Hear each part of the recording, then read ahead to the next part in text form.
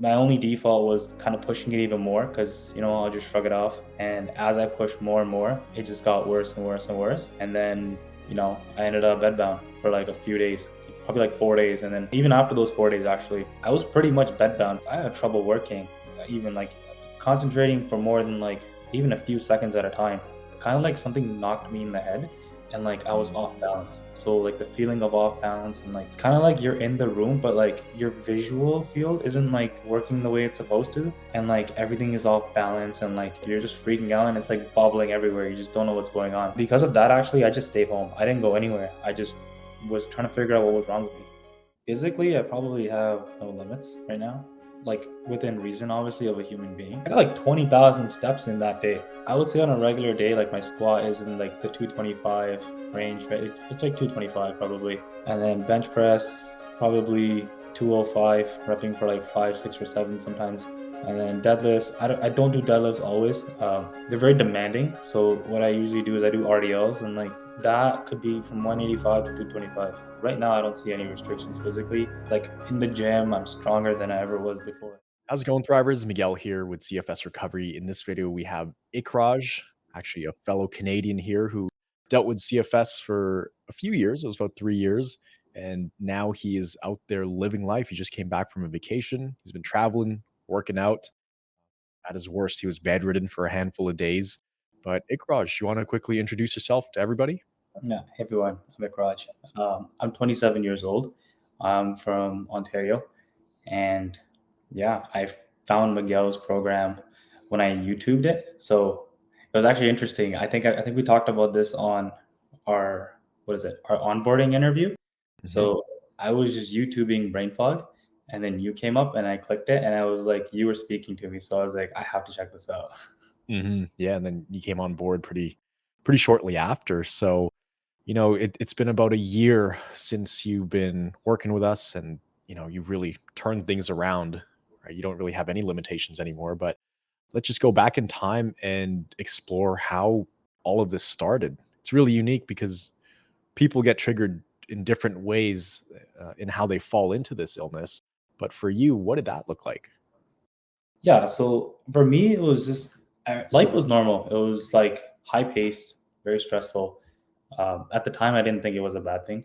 So it was just, I just graduated university. I got a job as an internship, and the pandemic started.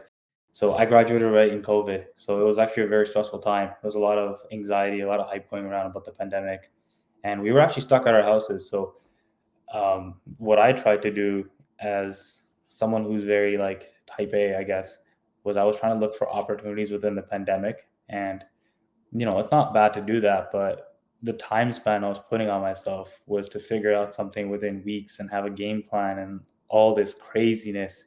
So, like that, not sleeping well, working really hard. So it was just like a recipe for, a disaster. So, I just kept pushing the needle. One day I kind of went out with a friend. We were drinking, and then next morning I woke up. I thought I had a really bad hangover, and then day two thought it was a really bad hangover as well too. And then day three I was like, yeah, this is something. I don't know what's wrong.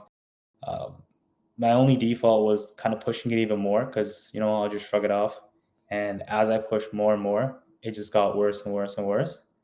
And then I ended up bedbound for like a few days, like probably like 4 days. And then even even after those 4 days, actually, I was pretty much bedbound. But because I was working from home, I was able to like take breaks and leverage that. But like it was pretty bad. Like I had trouble working, even like concentrating for more than like even a few seconds at a time. hmm Yeah. I remember the symptom that really bothered you the most when we first chatted was that severe brain fog. It was persisting over those first 3 years before you even found us. So it sounds like it was that hangover sensation initially, like the really bad hangover. What other kind of symptoms were you dealing with? Dizziness, things like that. Yeah. So before, like when I first started, like even walking was a problem. Like I would have like at first I wouldn't really know what my pace was, but when I finally started walking and stuff, I was like walking for like max like 18 minutes a day. Like I'd go on one walk a day. And even that was actually kind of hard too. And like that was like I can't even remember, but it wasn't like all of a sudden I got symptoms and then the week later I was starting to walk. Like no, it was like I was like, I had to build up to it a bit and I built up to it. And then actually this is something that's probably new, but brain fog actually went away one time. And then, it was gone for like 20 minutes. And then I just did the same thing. I pushed the needle. And after that, that was actually my worst. That's when like my symptoms got so much worse. I started having like sleep issues. First, I was sleeping too much, like, and I would never get enough. And every time I slept, it wasn't enough. And then I would get like, the other side of the spectrum where I couldn't sleep for days. Like, I probably had a day where I didn't sleep for like 2 days, like straight. I was just laying in bed, like staring at the ceiling, like, okay, like, I don't know what to do here. My first day, Mhm. usually like in university, what you do is like, you kind of like pull an all nighter, and then the next day after that, you'll just get the sleep you need for the 2 days. But even that wasn't working. And like, finally, when I got some sleep, it was like maybe 4 hours. So I had a Mm. lot of sleep issues.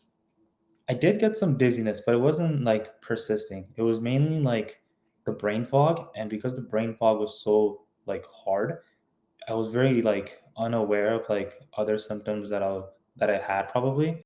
So brain fog definitely, a lot of cognitive stuff. That was my main thing. Physical definitely was there as well too. And like I just learned from you guys that emotional as well too. Mhm, mhm. So what was it like when you were trying to work? Because you mentioned, that there were times when even a few seconds, it would just be too much for your brain, and I know because 'cause I've been in that place before, which it's just overwhelming, the screen's too bright, my head starts hurting, but, what did that look like for you? Yeah, surprisingly, I didn't get any headaches. That was actually pretty.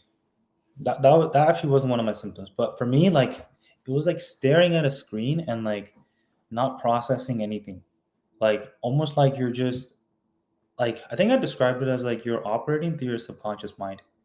So like you're not even there. Like it's just a set of programs that are already like in your brain that are just going.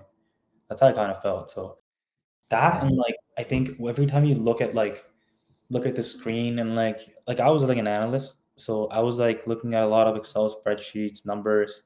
Like you see the numbers, you see it all, but like you can't process any of it. So like how I mhm, describe it is like you have like an input and then your brain processes it, you understand, comprehend, then you have an output. Like that middle step wasn't happening for me. mhm. Like the input just went straight out to the output. That's a really good way to put it. It's like the data comes in, but your brain, it's like it doesn't have the bandwidth to interpret that information. So it's just a jumbled mess. Same thing with reading. I remember reading sentences. I could read the words, but they didn't make sense to me.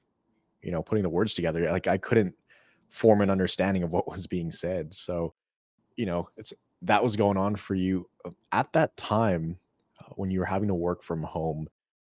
What else was going on in your life? Like, did you have to pretty much give up going out or like working out, things like that?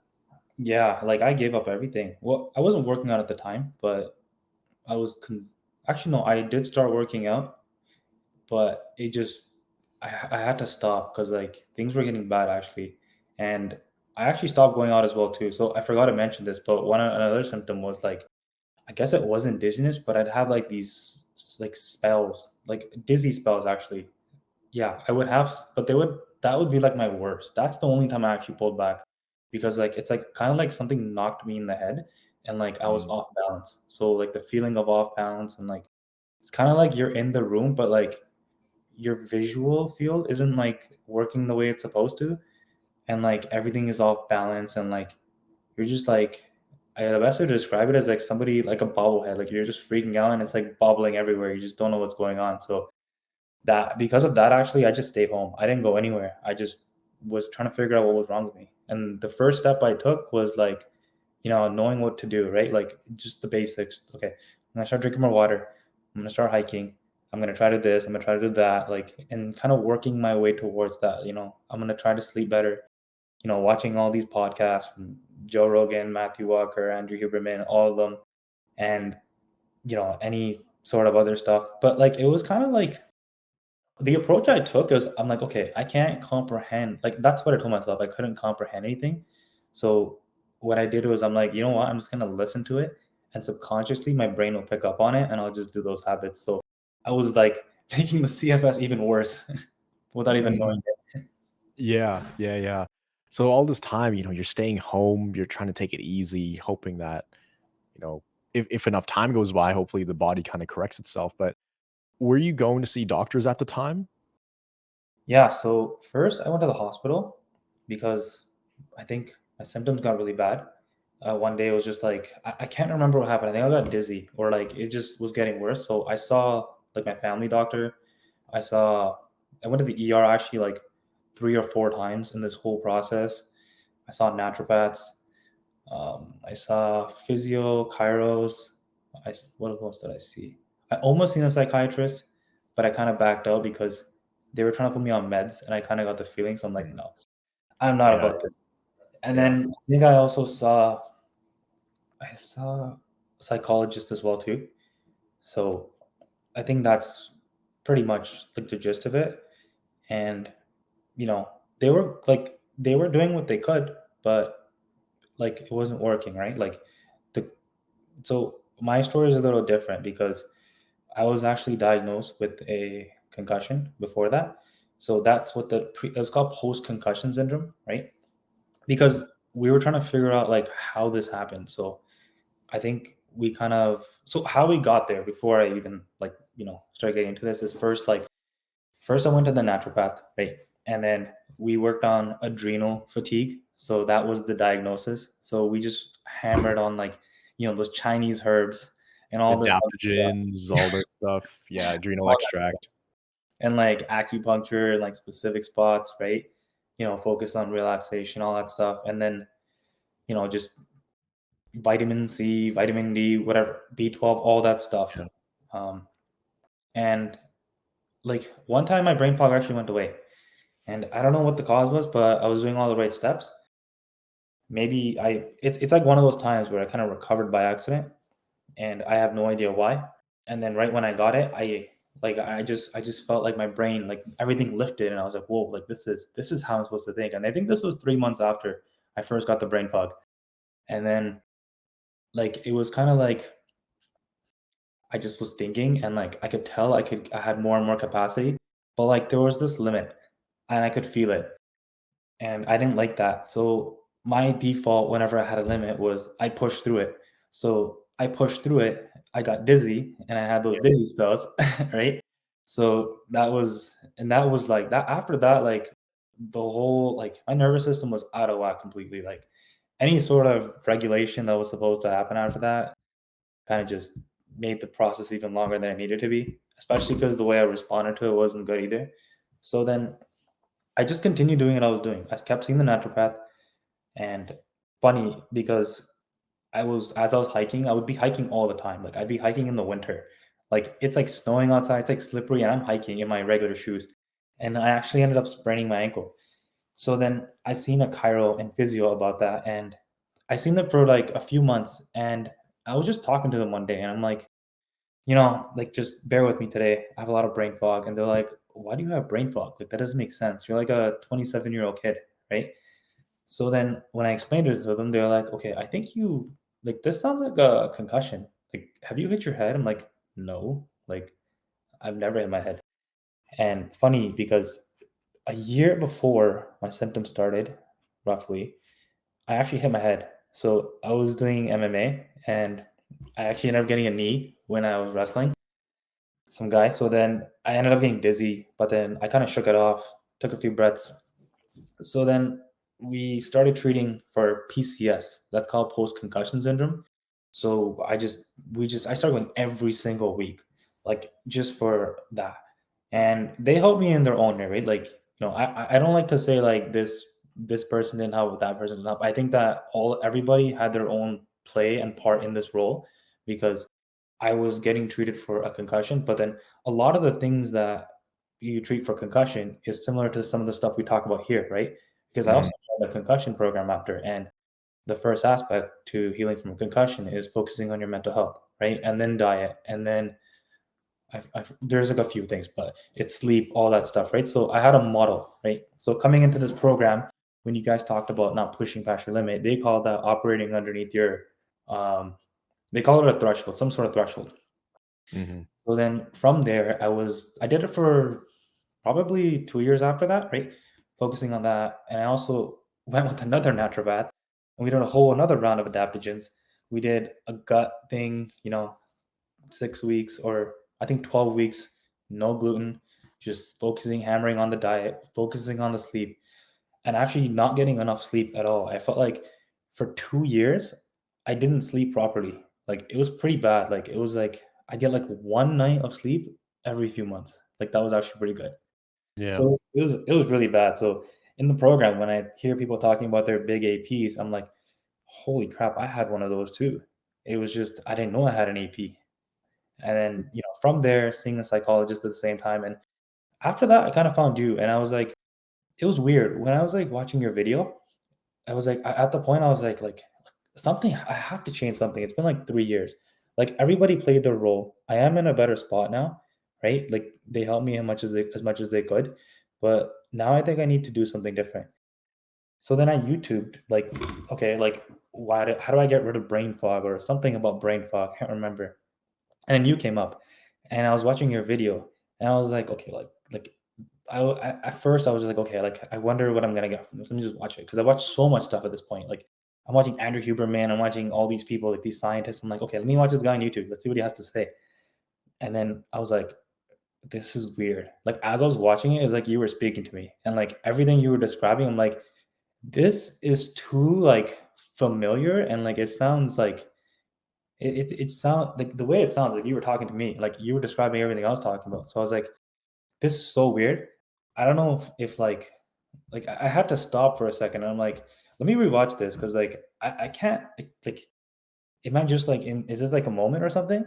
Like so then I watched it and again I'm like, "Okay, this guy's onto something." And then I was watching some of your stuff and then I kind of fell off again. And then I started watching it again, and told some of my friends, I'm like, "Yo, listen, I have really bad brain fog right now. I need a second opinion." And I sent it to them, and they were like, "Yeah, I think you should consider looking at this as well too." I'm like, "Yeah, I'm going to." And I just started watching your stuff. I started coming to your free webinars and seminars, and then here we are. Yeah, yeah. It was quite the journey, even just leading up to finding us. And a lot of people, it's a very similar experience. It's almost trippy when they come across a certain video. Like if someone has internal vibrations or burning on their skin or brain fog, they watch it and it's like I'm basically saying everything you're thinking and feeling, and it's almost too accurate. So a lot of people they send it out to their family and friends, and they're like, "This sounds a lot like what I have." I mean, either I'm going crazy or this is spot on, like, listen to this. And then their family and friends they say the same thing. It's like, yeah, this is pretty much what you've been telling us. It's worth a shot. So, you watch the YouTube videos, you came to some of our free events, and then it really started to click. And then you decided to pull the trigger. What made you take that leap of faith to try something again after trying so many things in the past that, didn't get you all the way there? Yeah. So at first, I was like heavily debating it, and I was busy with work, all that stuff at the same time. I was trying to get my capacity back. And then I don't know where I saw it, but you guys were talking about adjustment periods. And I was actually starting to understand the concept of adjustment period because I was pushing the limit and then I was like, okay, you know what? When I don't feel good, I'm just gonna chill. Like, what else can I do? So then I felt better. And then I'm like, okay, I feel like I'm getting something back here. And then I'm like, okay, like let me like watch some of their stuff. And I was watching it. I'm like, okay, like they're talking about like a lot of the things that I'm talking about. I'm like, okay, you have two options. Either you can figure this out on your own, or you can get help, right? And there's nothing wrong with getting help. And so I had to first tell myself that. And then I'm like, how long is it gonna take you to do all of this on your own? Like how long? Like it's been 3 years and now you're being introduced to this. There's probably so many layers to this. So you know what? Like your goal is to recover, and all you want to do is recover. Like that's your biggest primary focus at the time. And why not? Like let's just have a conversation. Let's talk about it. And if you get in the program, great. If not, then like you're just gonna figure out something else, right? Like something's gonna come along the way. So because of all of that, I'm like, I don't want to wait any longer. I don't want to like spend another 3 years jumping around. Like, I feel like I've tried everything, and the only part left is the mental part, and or now I know the nervous system part, right? So I'm like, let's go. Let's just pull the trigger. Let's see what happens. So I was kind of just fed up of it. I just wanted to move forward with my life. I wanted to get past this. Mhm. And a lot of people, it's a similar thing. They're just so sick and tired of being sick and tired, and they may have been making some progress, but they kinda hit this plateau, right? Where that that progress kinda drops off or flatlines, and it's like, "Okay, at this rate, it's gonna take me, like, 20 years to get better at this rate." Like, something needs to change where there's a big jump in progress, and I probably need some extra help doing this because 'cause I've tried everything on my own. So, you come on board, and it was around, what was it, July or August last year? Which was about, January. it was January. Yeah, okay. So January. Uh, and I can't remember. Was that this year or last year? Yeah. It's this year, right? Oh, so it hasn't even been a year. Yeah. So No. yeah, you came on board January, so it's been about, actually, what is it? 9 Nice. months now. About 9 months. Um, what was the biggest kind of mind shift you had, would you say? Your first big mind shift where something clicked and you were like, "Aha, this is how I'm gonna make so much progress." Or what was that first win? Because they could kinda go hand in hand where you realize, "Wow, this is the way out." I don't know what the first one was, but I know for sure that I'm still like this mind shift that I'm having keeps happening over and over again, but just understanding the power of consistency and like just recognizing that things take time and I'm gonna start to see the changes slowly in my brain. It's like Krista used to say in like week one, like you have to actually change the neurons in or like the wiring of your brain and then you start to see it. So in like month three, I started to see it. And like for like Mhm, 3 months straight, I was like in this cognitive storm, and like I was just trying to do everything, just trying to apply the information as much as possible. And at first you do it with the right intentions, but you have the wrong approach. So when you start seeing some success, you start understanding what the right approach looks like. mhm. And for you, what were some of those mistakes you made early on in terms of having the wrong approach? Was it approaching it with kinda like brute force versus being more strategic about it, or what did that look like not having the right approach? Yeah, so brute force a little bit, but also learning how to pull back and being okay with it. I actually wasn't okay with it. And the first 6 weeks of this program, like for me, was fast because I had brain fog. So I put a lot of pressure on myself and I used to be really stressed. I'm like we're in week three, but I'm only on week one. Like there's a lot here. And I think for me, like I was intimidated because like a lot of the exercises in week one, like they really make you dig deep. And somebody with brain fog who has been doing the opposite for 3 years, doing that for the first time, you're worried about getting the right answers. Is does this even make sense? Like does this like is this even gonna work to begin with, right? So a lot of doubt, a lot of uh, myself getting my own way. Brute force, I tried not to brute force, I just knew that was the one thing I shouldn't do, but it kind of was, like, mainly stressing myself out about being perfect and being on track and, kinda beating myself up a bit for not remembering the information, right? Like, because we do, like, a week 3, week 2 recap, and I'm like, "I have no idea what the heck this is." Like, I just, like, how like, okay, for me, it was, like, in my head, it's systematic. It's learn the 6 weeks, bootstrap, get all the information down, practice, practice, practice, and then, something there. So Mhm, that doing that was a mistake, but then I slowly started to realize, like, okay, like, that's not the way to go. It's okay if you're behind. It's not a big deal. And in fact, I still haven't got past week 2 in those modules.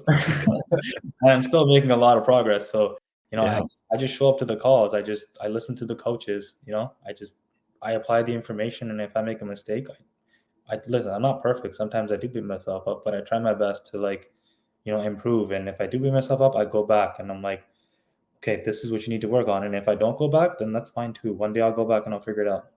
mhm, yeah, and, some people are just like you, they may not even need to go through all the video modules to get better. There's some people who they've gone through the first 2 or 3 weeks, and then they just keep implementing those things for the next several months, and they're just getting better and better. So it's really like what resonates with you, and how your brain works. But I think that's where the live calls really come in handy. Just being able to soak up all that information like a sponge week after week until it becomes just an internal thing, and subconsciously you're implementing these principles. So how impactful was it how impactful was it being on calls with, live coaches and other people going through similar things as well? Yeah, it was definitely helpful, like, seeing that other people are in your shoes as well too. Honestly, even the first like, the third week in my small group, I was like, "You guys sound like me." I was like Yeah. I was like, "No wonder we're all here." Yeah. So, Yeah. the small groups definitely help with that and open up, and then in the bigger groups, it was at first, I was like I was missing the small groups, but then once I got used to the bigger groups, I started to appreciate them more because, like, there were people far ahead of me, and there was people, I was ahead of them a bit, and you learn from both of them a bit. Like, sometimes, like, it's a really good reminder, like, learning how to respond well to something, right? Or sometimes it's, like, an eye opener where someone's trying to figure out, like, their life and, like, how do I travel, right? Like, I didn't even think about traveling, but I've seen a lot of travel questions, and, I remembered some of the advice the coaches gave to other thrivers, and I applied it, right? I think you saw my post on, like, my travel tips, right? Mhm. So I applied those, and I was like, "Okay, like, this is great." Like, I think seeing both ends of it is good, and subconsciously, you may not notice it, but it does help. Mhm. Yeah, and that's why it's so important to come to those calls, even though, you know, even if you don't even ask a single question, there are other people asking questions that you're basically thinking about and you may have forgot to ask, or some people are too shy, but you'll be on that call, somebody asks, "Hey, I'm having trouble increasing my screen time. I want to get some work done. How do I do that?" And then you'll go, "Wait, that is completely applicable to my situation." So you're just sitting there, you know, quiet in the dark, just writing your notes, not really saying anything, but you learn so much from these other case studies, essentially, these live case studies, you Yeah. know? And another So thing is, like, when you see, like, the coach breaking down why somebody else is having an issue, right? You can also apply that to another scenario and, like, how it can impact you, right? So I think I can't remember the exact example, but somebody was asking a question, and then I can't remember which coach it was. I think it was either Junior or Krista, and they gave advice to them, and then they further elaborated on it. And I'm like, okay, that's really helpful for me. mhm, exactly. And a lot of it's not just understanding what to do for your recovery, because anybody could say, "Do X, Y, Z," and you just go, "Okay, let me just do that," and pretty much regurgitate the information or be like a robot. But the whole goal is to help you understand why you're doing it, or why it's better to do this thing versus this thing, and how it affects your nervous system. So at the end of it all, you have a full understanding of how your nervous system works, and then you could start to formulate your own plans and read your own body and nervous system, uh, down the road, to eventually become more independent. So for you, we talked about some of the things that were roadblocks in the beginning, some things you could have done better, but what are the things that really did help you, in terms of things that move the needle forward? It could be simple habits or certain principles that you really leaned on. What were like the top 2 or 3 things that you would say really, really helped you? It's hard to say the top 2 or 3, because it depends on what phase you are in recovery. That's true. Like, in the beginning, what helped me the most is, keeping it simple, right? That's something that I still carry with me now. Um, Chris always says this, but little by little, focus on it, little chunks, break them down, and make them into manageable pieces. Um, what else? I think this one was one of the biggest needle movers for me, but I had a roadmap call one time with Junior, and we were talking about, like, a lot of things, and he talked a lot about emotions and being very regulated with your emotions and knowing when it is appropriate to kind of, not have emotions, but kind of respond. Like, when it's appropriate to be, I don't know what the right word is, man, but it's like the best way I can describe this in terms of, like, okay, I'm gonna repeat this, but in terms of like emotional regulation, right? When Junior Hmm. talks about it, is he says a really good quote. He's like, "Your feelings are valid, but your behaviors are not." Right? That's the best way I can describe it. When I started working on that, at first, it was very hard. And but later on, the more I worked on it, the better I got at it. And honestly, I'm still working on it. That's something that is I think is gonna be like a lifelong thing. That was a really big needle mover for me because like my emotions got out of my way. And now if something made me angry or if I was upset about something or I was very anxious about something, I knew how to handle that and handling that kind of cleared up things. So I was like, okay, Hmm. I'm anxious. That's fine. Even right now, I feel anxious. Believe it or not. I don't know if you can Yeah. tell. No, I can't tell. No, I Like really can't tell. my body is right now, it's like shaking. And like it feels like it wants to like just shake and jump off this chair, but it's okay. It's fine that it's here. It's not a problem. It's okay. And he just told me this recent phrase, but I'm gonna show myself how it's done. There we go. There we go. Putting into practice as we speak. Yeah, I Yep. couldn't tell at all. But it's so true. Your feelings are valid, but it's what do you do about those feelings, right? Because there's two options you could go, two routes you could go. You could respond well or not respond well. And I think the natural tendency for people with CFS or this hypersensitive nervous system issue is the downward spiral. It's like, oh, I'm feeling these things. Oh man, like I shouldn't have done this and that. And that feeling, those emotions, it can easily take people off track because it becomes a downward spiral. Or you could look at it as just a byproduct of the nervous system. I used to see feelings and emotions as the same thing as symptoms, Mm. basically signs from my nervous system. They're curveballs. They're like hooks trying to get me caught up in survival mode. So I'd feel sad. I'd feel depressed sometimes, upset, frustrated. But then I have to look at it as a temporary thing. And a lot of times there was no immediate reason for it, for me to feel that way. So it's responding well to those in that sense, not downward spiraling, just Yeah. brushing It's it off. it's really important because that was the difference between if your AP would last sometimes a few more weeks or like just a few more hours. Mhm. Exactly. That small, it seems like a small change, but it has a massive ripple effect. It's the differentiator, like you said, between an adjustment period for a few days versus a few weeks. It could Yeah. totally be the We're like talking about it like it's like just respond well to your emotions, but it is not easy. It takes a lot of effort. It's very hard. Yeah, yeah. But the great thing is you have a lot of reps at it. You have a lot of swings at the bat, essentially. But until you get that part right, it's going to be very difficult to pretty much level up in recovery. That's essentially the what do you call it? The boss level you have to get through. Can you handle the emotions, the fear, the frustration that comes with it, and can you trust yourself enough that your body isn't just going to fall apart? Essentially, you know. So now you're in a very different place than you were, just a year ago. Like you're doing a lot of different things. So what would you say is different now than a year ago? Let's start with physically. What are you able to do now that you couldn't do a year ago physically? Physically, I probably have no limits right now, like within reason, obviously, of a human being. I was gonna be like, wow, you can fly. That's awesome. Within reason, obviously, of a human, but like compared to whatever restrictions that I've had, right now I don't see any restrictions physically. Like in the gym, I'm stronger than I ever was before, Yeah. ever. What does your workout look like? Tell us what you're doing for lifting. Yeah, so even with lifting, like I started lifting before I joined the program, but I wasn't like there was no like routine. I was doing like a bro split, like a body bro split. Yeah. And even You were with having that, symptoms, right? You were having flare-ups and yeah. stuff. So when I first started working on it, it's very interesting. So, and for anybody else who ever starts working on it first, I actually would get dizzy after my workouts because like when I did like shoulder press or something, like my neck would stiffen up and I get dizzy. So what I did was I strategically put my chiro and physio appointments the day after, so it would loosen them up, right?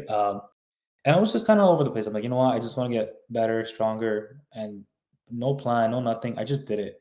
Like I just did it. I just did it. And now I'm like mainly doing one day I have for like squat, bench, dead, right? And the other days I have like more shoulder focused, right? So right now I'm only at first I only started working out once a week. And then I started working out twice a week. But the second day doesn't really count. It's like an accessory day to focus on a body part that you want, like bigger, right? So based on like one more of an aesthetic day, one's more of a functional day. Mhm. So, that's all I'm doing. And now I started integrating Muay Thai in there. Nice, nice. Muay Thai. So for people thinking, oh, he's benching the bar, it's not that heavy. Like, what kind of numbers are you Yeah. pushing? Just share with people like what's possible. So, do you want my PRs or do you want like just Just like a regular workout. Like, what are you repping out right now for bench and squat? so I'll do it before I came from vacation. So before I Mhm. came from vacation, I was like repping, depends on the workout. Sometimes I go higher volume, sometimes I go lower. I'll start with my PR. So like benching, I'm benching like 260 as my PR. Wow. Squatting is like 300, and then Okay. Nice. 315. My deadlift is locking, but it's like 315. Damn. Not bad for somebody who, was struggling with CFS and just hypersensitivity not too long ago. Those are really good numbers, man. That's stronger than me. That's Those great. those are my PRs, man. Now regularly, like I would say on a regular day, like my squat is in like the 225 range, right? It's like 225 probably, uh, Yeah. give or take, right? Depending on the day. Repping about 5 or 6, maybe 7 reps sometimes. And then bench press, probably 205, repping for like 5, 6, or 7 sometimes. And then deadlifts, I don't do deadlifts always. They're very demanding. So what I usually do is I do RDLs, and like that could be from 185 to 225. Nice. Nice. Nice. So physical capacity has gone through the roof. And plus you're not really flaring up from those, right? Like you used to. No, not at all. I even do pull-ups after sometimes, and I go to hit the sauna too, and nothing. There we go. It's even sauna, like I do the sauna as well, and my heart is pounding in there. It is through the roof and I'm drenched in sweat, but then I go home, have a great sleep. Whereas before, if I get my heart rate up like that, it's staying there for several days. So you're able to work out and tell us about your trip you just went on because that Yeah. was a lot of capacity. Yeah, so I went to Sicily, so we went for 10 days. I just came back last Sunday. We spent 2 nights in Catania, which is like where the airport is. So we just thought, let's just take it easy. Let's just once we land after like what, like 8-hour flight to Rome and then another hour flight. We're just gonna be exhausted from travel. So we'll stay there 2 nights, and then we spent 2 nights in Castamola and then 4 nights in Taormina, and then we spent one night in Rome. So that trip was interesting because the first day it was crazy. So I was first scared to get out of the plane because I'm like, okay, like I don't want this thing to crash. I've been watching too much stuff about it, so I'm like, okay, like it is what it is at this point. I don't care. Yeah. And then I just thought about it. I had like a mini mind shift in the what was it in the airplane. And I was like, this is a lot like a roller coaster, you know? Like I don't know if you've been to Canada as one time ago, but you ever been on a Canadian Mindbuster? No. Okay, it's like a wooden ride. You ever been on a wooden Oh roller? yeah, yeah. Yeah, I've been on that one. Yeah. Yeah. That was worse than any turbulence I've ever felt on that plane. So I'm like, you know what? Like, if I can go through that and like I couldn't like every second of it was painful, I'm pretty sure I'll be fine on this flight. So, a lot of stiffness, but it's fine. Like I just stretched, got up, walked around.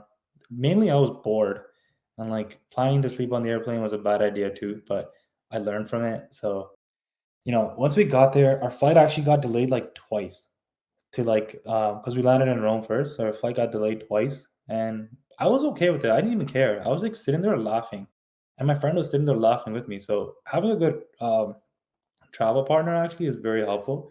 And we were just dying laughing. We're like, we don't even understand if we're gonna get there today. And we were like on the way back, we're like, okay, this can't happen on the way back, man. If it Mhm. does, then we're kind of screwed. It did happen on the way back, but we were fine. We buffered an extra day just in case.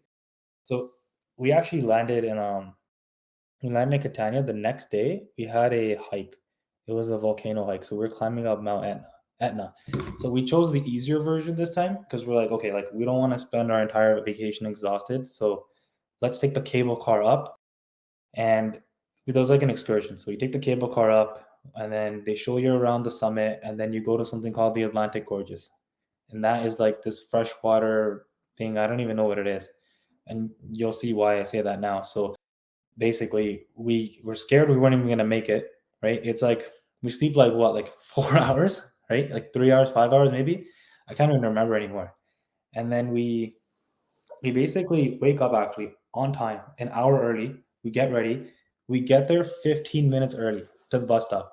So we get on the bus, and then everything's good. We're relaxed. We're happy. The itinerary is get there, do the activities, have lunch, go back.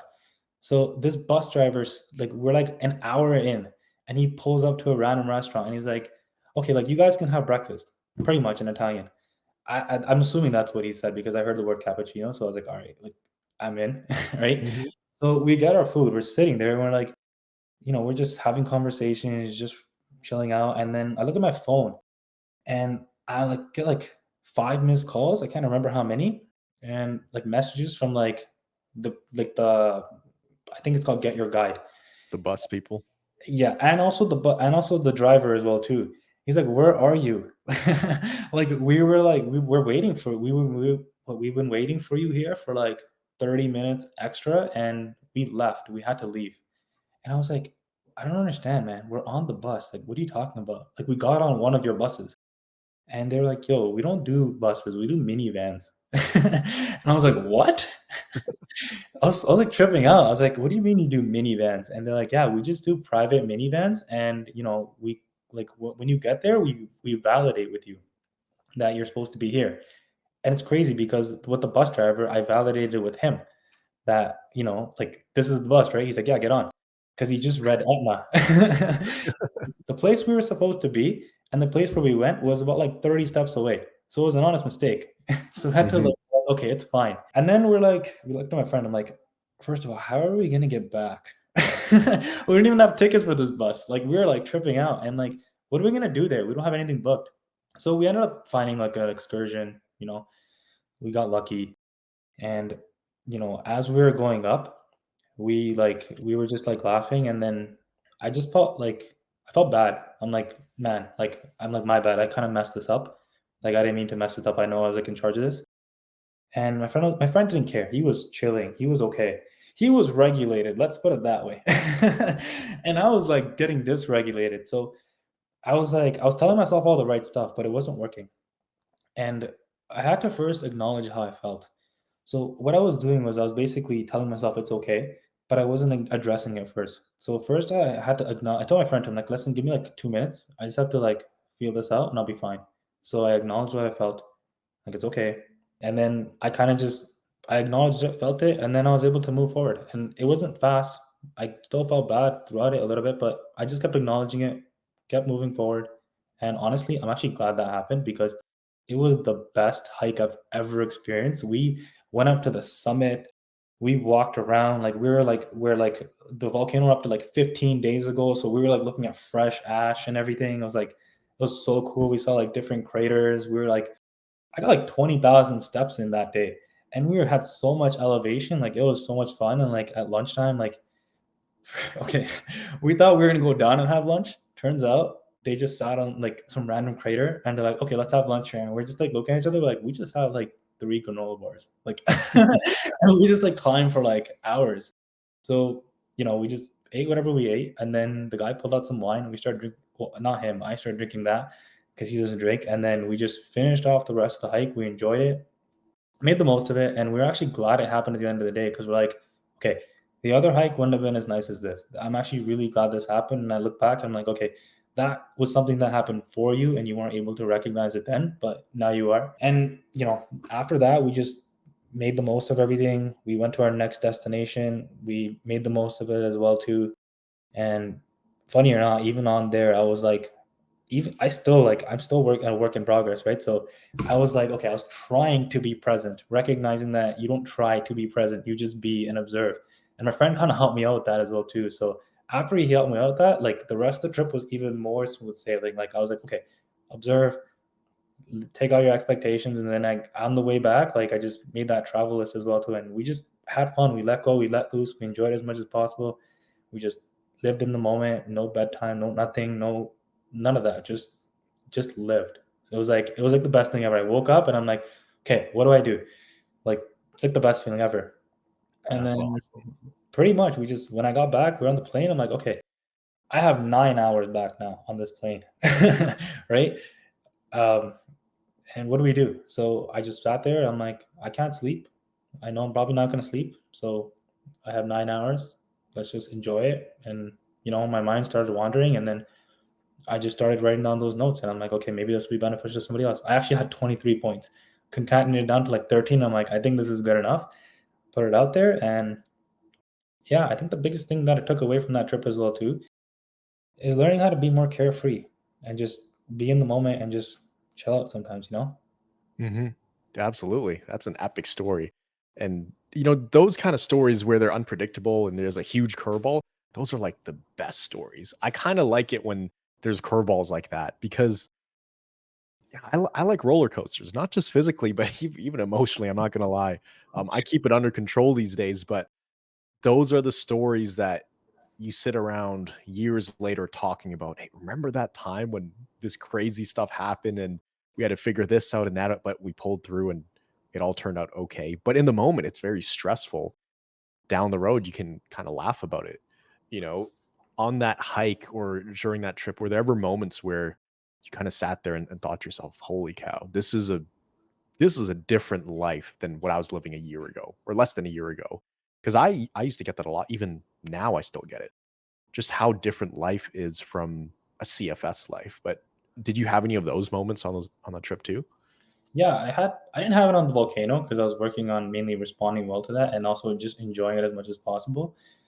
I did have a moment where like things were more like relaxed and like I guess you enter a more parasympathetic state. Um, but in the trip, I did maybe have like I had a few moments where I was like damn, like I think after the fact because like I was so hit by it, I was like okay, like I remember like a year ago, like I wasn't even able to like I wouldn't even be able to comprehend this level. I wouldn't even be able to handle this. I would like get hit with a curveball, be like, I can't think, and like be like a potato and just stay there. Shutdown mode, right? Yeah. And I'm like now, like I'm literally going through a process mentally and like figuring it out with my friend.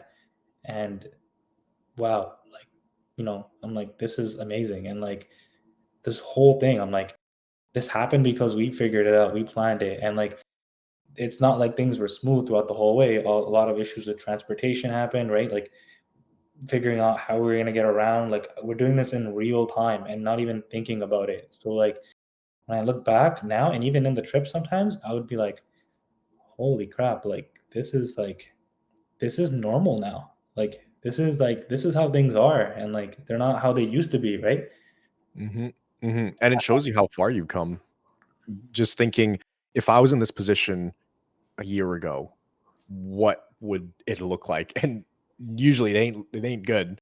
Even just standing there on that mountain, your body would just probably go into shutdown mode or start freaking out. But I used to do that all the time when I was even today nowadays. If I'm dealing with something stressful, I just think, yeah, it's pretty stressful right now. I'm not falling apart or anything, but let's see. How would old Miguel have reacted? And I try to stay as present as possible. The only time I really look back in the past is to see how far I've come. So I could feel that pride in myself of like, hey, you handled that in the past. You handled something harder than this. So this is going to be a cakewalk. And it just helps me kind of believe in myself no matter what's going on in the present situation. Because I have that reference from the past, past experience. So it's pretty interesting when you can pull those up. Yeah, it's kind of recognizing you have the resources and capabilities, whereas before you probably felt like you didn't. Mhm. Yeah, now you know how to access them. But you realize this whole time those tools and resources were actually sitting there within the whole time. We just didn't have access to those things. So for people watching this right now and they're dealing with CFS or long COVID or hypersensitive nervous system issues and they can't even fathom going on a trip or they're just kind of lost right now. What kind of words of inspiration would you want to share with them? Having been on this journey and, you know, recreated this 2.0 version of yourself, and it's still always a work in progress. What kind of words of inspiration or golden nuggets would you want to share with them? Yeah. Again, it really depends on the person, right? But I would go back to the fundamentals. Probably gives them some actionable steps like how you do in week one. But main thing is if you want to basically simplify, I think you said this perfectly in a video. Keep it simple, stay consistent, and respond well, and do that. And when I say respond well, and do that in whichever way you think is right, because it is right in that moment, and you need to go through it in order to recognize what is right, right? What's the better approach, and keep refining. Again, keeping it simple, staying consistent, and just responding well. If you can do those three things, like I never understood it before when I watched your video, but now I do. If you stay consistent with that, you will get better. And just, I don't want to give more than that because I don't want to overwhelm somebody who's in like a, let's say, a more hypersensitive state. Exactly. It's I think one thing, the reason why I also say that is because if most people here have tried everything, and if that was going to work, it would have worked. And because it's not, just focus on these three elements and you will notice a change. You may not notice it tomorrow, or you may notice it tomorrow.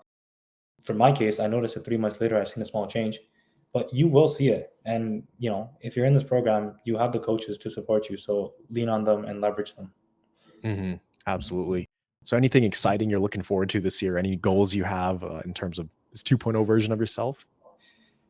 As of right now, my goal is just to keep it consistent, keep doing what I'm doing, and let's see where that takes me.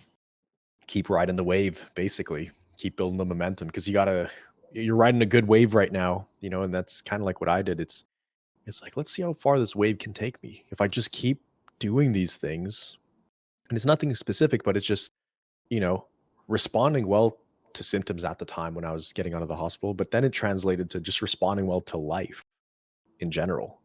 I'm like, let's see how far this takes me. And so far, it hasn't failed me at all. It's only made my life better. So, is there anything else you would like to share with people watching this right now, or you feel like you pretty much covered everything? I think we're pretty good. I would honestly wouldn't change that at all. I would, as much as I want to probably say something exciting to get somebody going, I may get you going and maybe trigger you into an AP. And that's the last thing I want to do, because you want to be intentional with what you do, because otherwise you're going to be a person who relies on emotions for fuel, and not always a bad thing, but you want to be strategic with it as well too. Absolutely. And my last question for you is, um, overall, would you say it's been a good investment coming to the program, getting help from the coaches? Hands down, yeah. Yeah, Awesome. I don't regret it at all. And I think I was down to like, I depleted myself 80% of whatever I had, and it was worth it. Absolutely. Yeah, it's so cool to see where you're at right now. And the cool part is, the even cooler part is we see this as like the start of your new chapter in life. This trip kind of cemented, or it was the first chapter of this new book, essentially. I like to look at people's lives in terms of recovery. It's like there's three lives. It's the life prior to getting sick, the life during the illness. That in itself, it's like it's a whole journey in and of itself. But then once that chapter closes, where you're no longer in the trenches feeling lost, you open up the new chapter, and you've opened up that new chapter, and it's just exciting to see uh, how far you take it. So just keep on crushing it, man. Thanks, I man. really, really appreciate you coming on here and sharing some of that epic story on that trip. You're very detailed, so I felt like I was there with you. But for you guys watching this right now, hope you guys enjoyed this one. This is just one of the many people who get their lives back. There's a lot of stuff online about how you can't recover, there's no cure, this and that, but there's people recovering all the time. So I hope you got a lot of value out of this one. Hope you took some golden nuggets out of this. If you did, comment down below your biggest takeaway. And if you are looking for some extra help on your recovery journey, if you're looking for some more guidance from the coaches so we can work with you one-on-one and help you build a plan, that's what we have in place here at CFS Recovery. You can click the link down below and apply to see if you're even a good fit for our program and if we can even help you. If we can, we'd love to help you get there. So thanks so much, Ikraj, for all of you watching this right now. Always remember that you are a thriver and you are just one mind shift away from living life with thriving health. So we'll see you guys in the next video. Ikraj, thank you so much. Keep on crushing it. Thanks, Miguel.